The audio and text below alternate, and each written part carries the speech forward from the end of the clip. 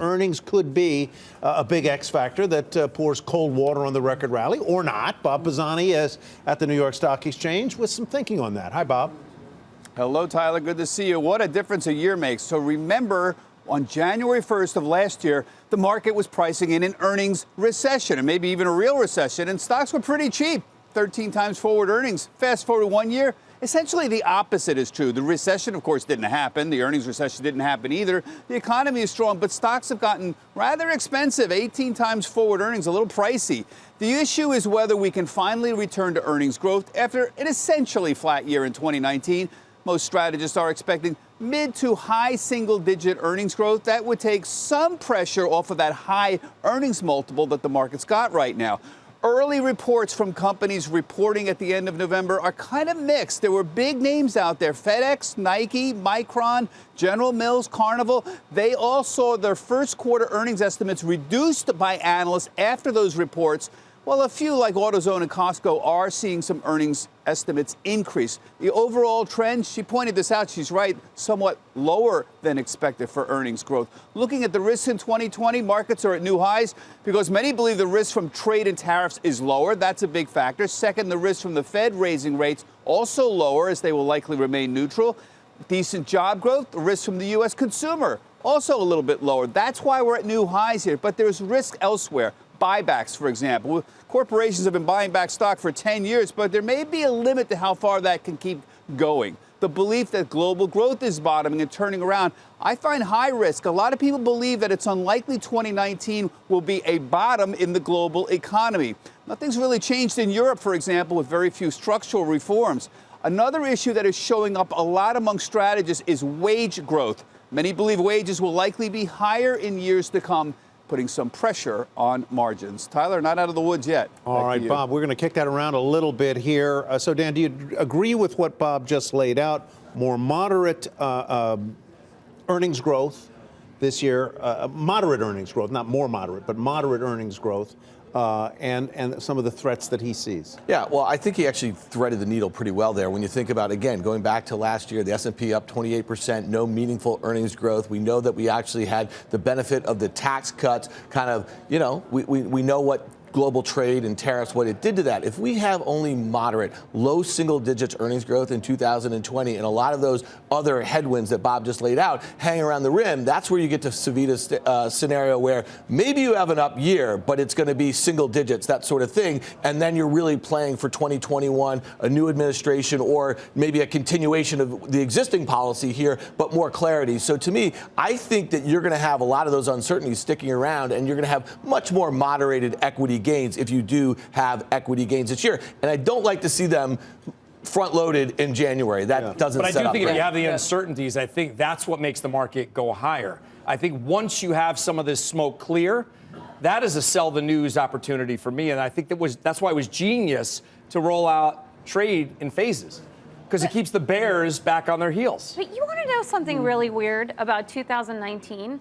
Even though trade was the big negative over, the world at large, the best set of stocks in the S&P 500 were the stocks with the highest foreign exposure. The best performing sector was technology, which is right in the crosshairs of this trade war that we're supposed to be having. So I don't think that 2019 saw that reaction to trade. I mean, I think that we just faded that, and tech and foreign exposed stocks actually ripped last. It was more Fed. So it was more Fed. Let me make sure I'm understanding what you're saying.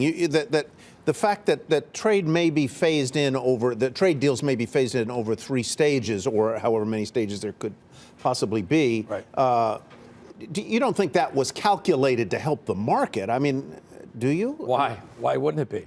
I don't know if it was or it wasn't, but it has, because for all of us at this table. In other words, you still got the worry of. The term of sell the news, buy the rumor, sell the news exists for a reason. So once you get a quote unquote trade deal, I think it's a super signal to be a seller of the market versus, me being caught on my heels. If you have a phases of a deal, you always have something to worry about. I can't short it yet. You always have something to worry about. Right. So the longer you have something to climb a wall of worry for, the higher the markets go, because then you have people saying, short it.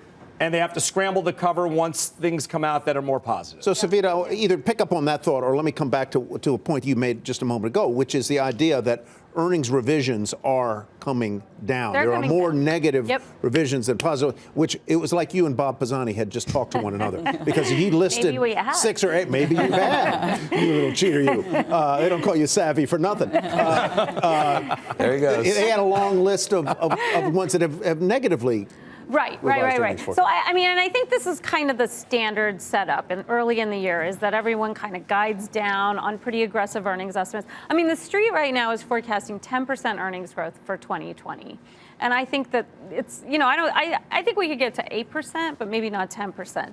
I think where the street is overly optimistic is on buybacks because, and Bob mentioned this as well, but I think that the street is forecasting run rate buybacks similar to what we saw in 2019, which was a record year for share buybacks. And I don't think we see that again next year. Why not? Why? Well, for a bunch of reasons, the most important of which is that investors don't want companies to buy back their stock anymore. So in our fund manager survey, one of the questions we ask is, well, because balance sheets are at leverage ratios that are close to 2007 levels, close to 2000 levels. They're close to like market peak levels. We don't need any more leverage. We don't need any more equity reduction. We need companies to pay down debt rather than buy back shares. So that's reason number one. And then reason number two is that share buybacks haven't actually been generating alpha. So if you looked at the stocks that did the biggest share buybacks last year, they didn't actually outperform the market. And if companies are continuing to do this, they're continuing to spend capital on buying back shares and juicing up their per share metrics, which in a way is lining their own pockets. All shareholders' pockets, though. No, it's true. Yeah. But I do think that the market is looking less favorably at that aspect, especially given how high leverage ratios have grown for certain areas.